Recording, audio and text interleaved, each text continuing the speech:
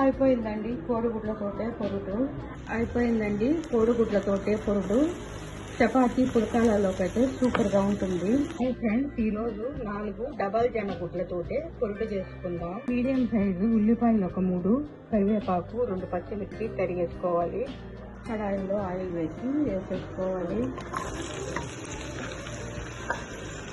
కొంచెం వేగాలి, ఎక్కువ వేగాల్సిన అవసరం లేదు. కారపొడి 1 స్పూను, పసుపు పొడి కొద్దిగా, వేయించిన ధనియా పొడి 1 స్పూను, 1 స్పూన్ గరం మసాలా పొడి, 1 స్పూన్ అల్లం వెల్లుల్లి పేస్ట్, సాల్ట్ సరిపడినంత వేసేసుకోవాలి.